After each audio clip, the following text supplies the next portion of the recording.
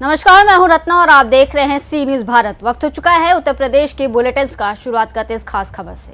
अमरोहा में जुमे की नमाज के मद्देनजर हाई अलर्ट जारी किया गया। कड़ी सुरक्षा व्यवस्था के निर्देश दिए गए। अमरोहा में जुमे की नमाज के मद्देनजर जिला प्रशासन ने हाई अलर्ट जारी कर दिया है। पुलिस अधीक्षक और जिलाधिकारी ने जिले की सभी प्रमुख मस्जिदों पर कड़ी सुरक्षा व्यवस्था के निर्देश दिए हैं। अराजक तत्वों पर सोशल मीडिया से लेकर विभिन्न तरीकों से नजर रखी जा रही है। वहीं अमरोहा जनपद के प्रमुख मस्जिदों पर भारी पुलिस बल तैनात किया गया है। सभी लोगों से शांति बनाए रखने की अपील की गई है। इसके अलावा माहौल खराब करने वालों के खिलाफ कड़ी कार्रवाई की चेतावनी जारी की गई है। सोशल मीडिया पर प्रशासन की पैनी नजर है। जनपद में सेक्टर स्कीम के तहत सभी मजिस्ट्रेट्स और पुलिस अधिकारी लगातार भ्रमणशील हैं। सभी लोगों से संवाद स्थापित है। सब सकुशल तरीके से संपन्न कराया जाएगा, कहीं कोई दिक्कत नहीं से। और जनपद की सीमाओं को लेकर क्या सुरक्षा व्यवस्था किया गया? जनपद हमारा क्योंकि सभी थानों को पीस कमेटी की मीटिंग्स हो गई हैं, सभी लोगों से लगातार समन्वय वार्ता में है, तो सतर्कता हम लोग बरत रहे हैं हर तरीके की और सकुशल रहें। जनता को लेकर कुछ संदेश देना चाहिए? अब शहर की यातायात व्यवस्था भी हम लोग देख रहे हैं। पुराना शहर है तो कई जगहों पर यातायात व्यवस्था भी दुरुस्त की गई है। लाकड़ा चौराहा, टीपी नगर, पटवाल चौराहा, अंदर के शहर का भी आज हम लोग देखेंगे, इसको ठीक करेंगे। अमरोहा से सी न्यूज संवाददाता गौरव श्रीमाली की रिपोर्ट। रुक करते अगली खबर की ओर। खबर बरेली से है, जहां आपको बता दें कि बरेली के बहेड़ी नगर के मोहल्ला बाजार निवासी लियाकत अली का 18 वर्षीय पुत्र मोहम्मद जैद, जो कि गॉडविन स्कूल में इंटर का छात्र है, वो बीते 4 रोज पहले करीब 1 बजे घर से लापता हो गया था। बरेली के बहेड़ी नगर के मोहल्ला बाजार निवासी लियाकत अली का 18 वर्षीय पुत्र मोहम्मद जैद, जो कि गॉडविन स्कूल में इंटर का छात्र है, वो बीते 4 रोज पहले दोपहर में करीब 1 बजे घर से लापता हो गया था। इसके बाद उसने अपना मोबाइल भी बंद कर लिया था, जिसके चलते उसके परिजन काफी परेशान थे। युवक को आसपास में काफी तलाश करने पर जब उसका कोई पता नहीं लगा, जिसके बाद कोतवाली बहेड़ी में गुमशुदगी दर्ज कराई थी। वहीं सीओ अरुण कुमार सिंह के निर्देशन में प्रभारी निरीक्षक संजय तोमर और बहेड़ी नगर चौकी प्रभारी सनी चौधरी एवं कांस्टेबल रवि चौधरी की टीम को युवक ने बरामद करने के लिए लगाया। बहेड़ी पुलिस मामले गंभीरता से लेते हुए सर्विलांस की मदद से उसे तलाशती हुई दिल्ली पहुंच गई और आखिरकार युवक को दिल्ली के रोहिणी इलाके में प्रेमनगर थाना क्षेत्र में एक जूते के कारखाने में दिल्ली पुलिस की मदद से सकुशल ढूंढ निकाला है। जिसके बाद युवक ने बताया कि वो अपने दोस्त से उधार 25,000 रुपए किसी ऑनलाइन गेम में वो गवा बैठा था और चुपचाप दिल्ली चला गया। पुलिस ने युवक को परिजनों के सुपुर्द कर दिया। वहीं युवक के परिजनों ने बहेड़ी पुलिस का आभार व्यक्त करते हुए प्रशंसा की है। बरेली से सी न्यूज संवाददाता अब्दुल वाजिद की रिपोर्ट। रुकते अगली खबर की ओर। एटा जलेसर नगर की हजरत इब्राहिम साहब की दरगाह के निकट जमीन की बाउंड्री वॉलों तोड़े जाने और पथराव की घटना के उपरांत दर्जनों पुलिस कर्मियों द्वारा नगर के संवेदनशील इलाकों में फ्लैग मार्च किया गया। एटा में जलेसर नगर की हजरत इब्राहिम साहब की दरगाह के निकट जमीन की बाउंड्री वॉल तोड़े जाने एवं पथराव की घटना के उपरांत पहले शुक्रवार की नमाज को दृष्टिगत रखते हुए कोतवाली प्रभारी डॉक्टर सुधीर राघव के नेतृत्व में दर्जनों पुलिस कर्मियों द्वारा जमीनी विवाद स्थल के निकट एवं नगर के संबंध संवेदनशील इलाकों में फ्लैग मार्च किया। बता दें कि दरगाह के निकट जमीन ब्राह्मण समाज के सुनील कुमार अनिल कुमार की थी, जिसकी नापतौल के उपरांत बाउंड्री वॉल हो रही थी और बाउंड्री वॉल का कार्य चल ही रहा था कि कुछ सामाजिक तत्वों के द्वारा जमीन स्वामी से अभद्रता करते हुए करीब 150-200 लोगों के द्वारा पथराव कर दिया गया था। पत्थर के उपरांत मौके पर पहुंचे पुलिस और प्रशासन में उपद्रवियों को दिया था कि 16 नामजद एवं 150 अज्ञात उपद्रवियों के विरुद्ध कोतवाली प्रभारी डॉक्टर सुधीर राघव ने प्राथमिकी दर्ज कराई थी, जिसमें से 6 लोगों को गिरफ्तार कर जेल भेज दिया गया। बाकी अन्य की तलाश जारी है। एटा से सी न्यूज संवाददाता लखन यादव की रिपोर्ट। बढ़ते अगली खबर की ओर। एटा में अध्यक्ष और सचिव में सिग्नेचर को लेकर ठनी डीएपी को लेकर किसान परेशान हो रहे हैं। एटा में अध्यक्ष और सचिव में सिग्नेचर को लेकर डीएपी को लेकर किसान परेशान है। 1 माह से डीएपी नहीं आई। साधन सहकारी समिति पर सचिव व अध्यक्ष में सिग्नेचर को लेकर ठनी। साधन सहकारी समिति के सचिव ने मुख्यमंत्री योगी आदित्यनाथ के आदेश की धज्जियां उड़ा दी हैं। जलेसर तहसील क्षेत्र के दलशाहपुर में साधन सहकारी समिति पर 1 माह से किसान परेशान है। इधर गेहूं की बुआई का समय चल रहा है। सचिव अनिल कुमार व अध्यक्ष नीलम देवी में सिग्नेचर को लेकर ठन गई है। इस बीच भाजपा मंडल अध्यक्ष ओम प्रताप सिंह बॉबी ने सचिव अनिल कुमार के विरुद्ध मोर्चा खोल दिया है। ओम प्रताप सिंह ने इस बारे में क्या कुछ बताया, आइए आपको सुनवाते हैं। क्या नाम है? मेरा नाम प्रेम प्रसाद वर्मा उर्फ बबलू, पूर्व प्रधान मित्रोल जौहरपुर। प्रधान जी, ये सहकारी समिति पे ये खाद की किल्लत बता रहे हैं किसान, क्या समस्या है? क्या आपको भी समस्या का सामना करना पड़ा? इतनी बड़ी समस्या का समाधान इतने हम बड़े हो गए खेती करते करते, लेकिन कभी नहीं करना पड़ा। डीएपी के मामले में यहाँ 1-2 बार आए हैं, लेकिन खाद नहीं मिली, वापस जाना पड़ा है। काफ़ी जो है भीड़ भाड़ रही है। सचिव साहब से कहा तो वो कहते हैं कि साहब वो अध्यक्ष जी साथ नहीं दे रहे हमारा, और अध्यक्ष जी से बात कह रहे हैं तो वो कह रहे हैं कि आप सचिव साहब से नहीं हमारी जो है सही मेल खा रहा।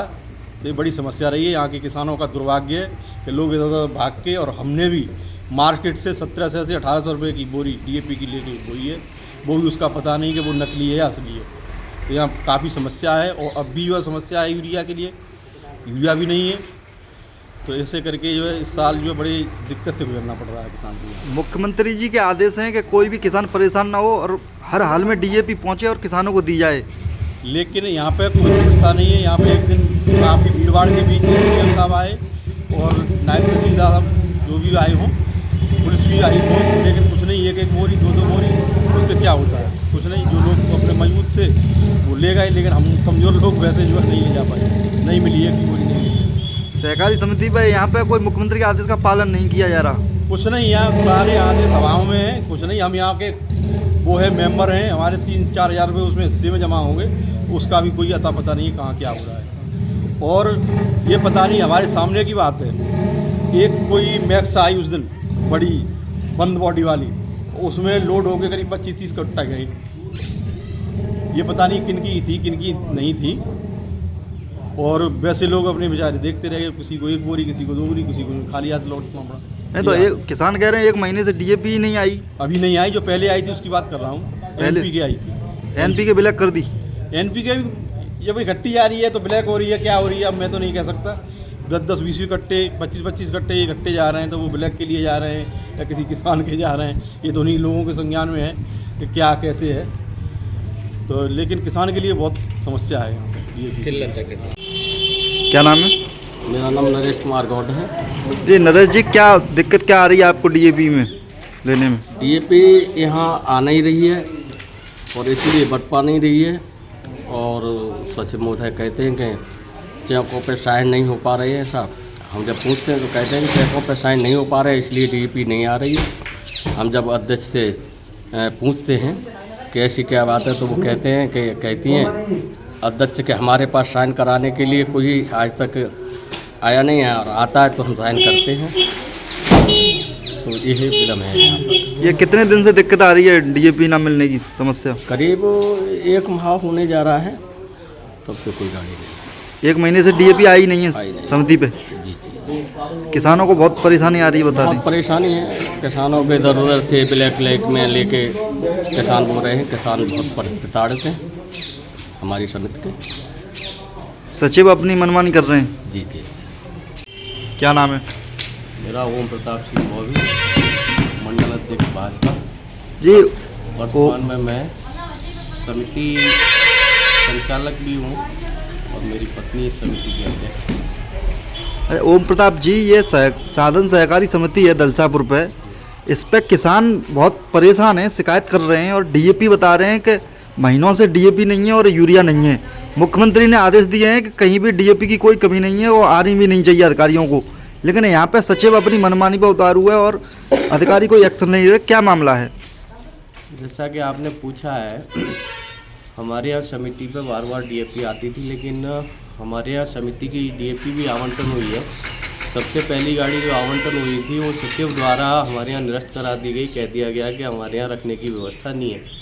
उसके बाद दोबारा हम लोगों ने अधिक प्रयास किया। मैंने अधिकारी महोदय को भी अवगत कराया, तो फिर सिग्नेचर कराए तो दूसरी गाड़ी आ गई। तीसरी गाड़ी के लिए फिर समिति से सचिव ने साइन नहीं कराए, तीसरी गाड़ी भी नहीं आई। और हमारी अभी भी वर्तमान में मैंने जिला पे पता किया, मैं परसों गया था, तो 200 बोरी NPS और 280 बोरी DAP की आवंटन पड़ी है, लेकिन पिछले 1 माह से कई बार कहने पर भी सचिव द्वारा अभी तक सिग्नेचर नहीं कराए जा रहे।